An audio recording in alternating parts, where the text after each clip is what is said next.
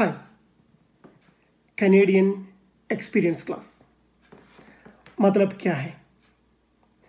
कौन कौन Canadian experience class के लिए एलिजिबल हो जाता है? इसका रिक्वायरमेंट्स क्या है? 1560 घंटे कनाडा के अंदर अंदर काम करना चाहिए, वो भी नॉक 0A-B कैटेगरी के अंदर।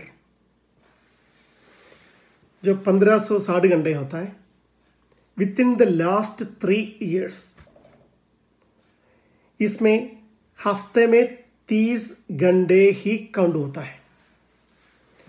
अगर आप 50 घंटे काम किया या 100 घंटे काम किया हफ्ते में, इसमें 30 घंटे ही काउंटेड है, बाकी काउंटेड नहीं है। लेकिन जो जॉब है, आप एक जॉब करोगे, 2 जॉब करो, 3 जॉब करो, doesn't matter. You can have multiple jobs and multiple employers. लेकिन इसमें पार्ट टाइम फुल टाइम सारे काउंट होता है, लेकिन आपका जॉब नॉक 0A-B कैटेगरी के अंदर होना चाहिए। वैसे पूरा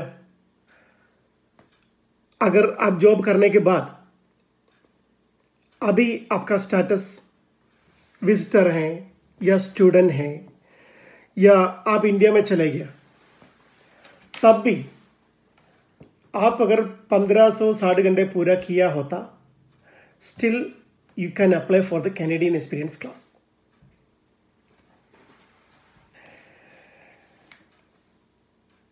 अगर नॉक 0 कैटेगरी जॉब है, मतलब managerial jobs, restaurant managers, construction managers.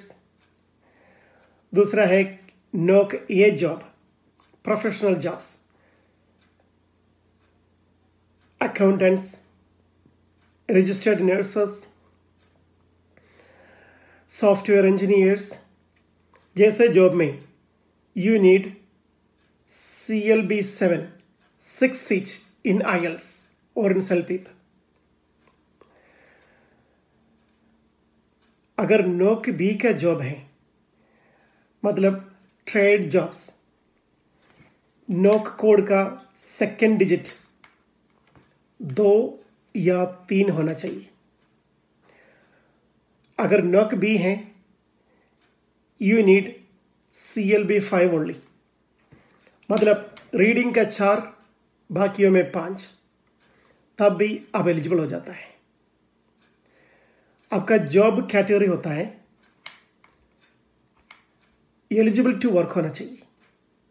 जैसे आपको LMIA मिल गया, LMIA वर्क परमिट है, आपका वर्क एक्सपीरियंस काउंट होता है।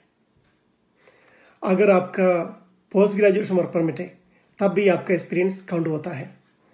अगर आपका स्पाउसल ओपन वर्क परमिट है, तब भी आपका एक्सपीरियंस काउंट हो जाता है।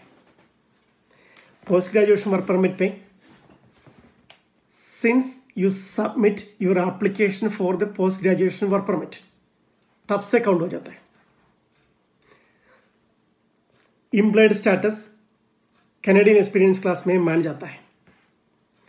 जैसे आपने LMIA वर्क परमिट आपका खत्म हो गया, दूसरा वर्क परमिट आया नहीं है, लेकिन आपने अप्लाई किया, आने में वर्क परमिट आने में, एक्सटेंशन आने में 3 महीने लगा, उस 3 महीने का भी काउंट हो जाता है। It comes under employed status. Spousal open work permit मिल गया, जैसे कई स्टूडेंट्स को प्राइवेट कॉलेज में स्टडी करता है, प्राइवेट कॉलेज में स्पाउसल ओपन वर्क परमिट नहीं मिलता, लेकिन गलती से मिल गया, तब वो एक्सपीरियंस भी काउंट हो जाता है। कई प्राइवेट कॉलेजेस में पोस्ट ग्रेजुएशन वर्क परमिट भी नहीं मिलता आफ्टर द स्टडीज, लेकिन अगर गलती से पोस्ट ग्रेजुएशन वर्क परमिट मिल गया, फिर आप उस टाइम पे आपका एक्सपीरियंस नोक 0A-B कैटेगरी का एक्सपीरियंस काउंट हो जाता है। आपका जो जॉब है फुल टाइम या पार्ट टाइम सारा मिला के 30 घंटे होना चाहिए।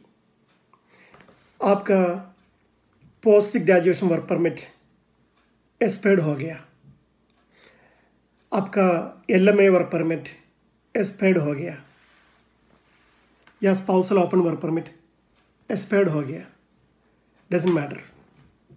अभी आपका विजिटर वीसा है या अभी दोबारा आपने स्टडी परमिट ले लिया, डजंट मैटर। या आप कनाडा छोड़ के इंडिया गया, तब भी कोई टेंशन नहीं है।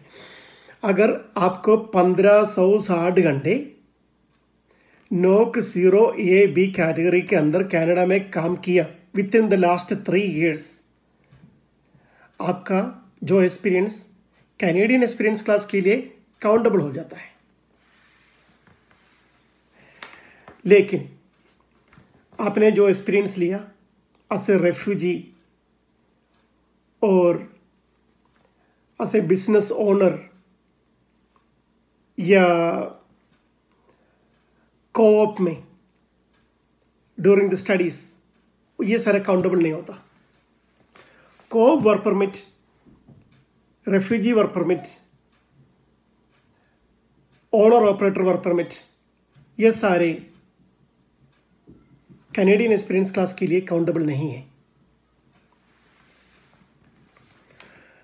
इसमें एजुकेशन इज नॉट मैंडेटरी। वैसे दूसरा एक और फायदा है, इसमें प्रूफ ऑफ फंड का कोई जरूरत नहीं होता, लेकिन आप 0 नहीं डाल सकता। इसमें आपको जॉब ऑफर का भी जरूरी नहीं है, लेकिन आपको एम्प्लॉयमेंट रेफरेंस लेटर या वर्क एक्सपीरियंस सर्टिफिकेट दिखाना चाहिए। इसमें गैप जितने भी हो बड़ी बात नहीं है। कई लोगों को 6-6 महीने का गैप होता है, कई डिफरेंट एम्प्लॉयर्स होता है, मल्टीपल जॉब्स होता है। All these are nothing matters. If you want to ask more questions, if you have more questions about Canada immigration or Canadian experience class or anything related to the immigration, आप मुझे call कर लो। मेरा नाम हरी है, Indo Canada immigration services.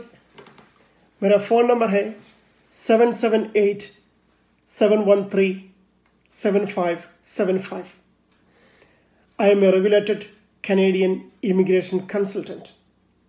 Since 2015, I was a Supreme Court lawyer back in India. So, see you.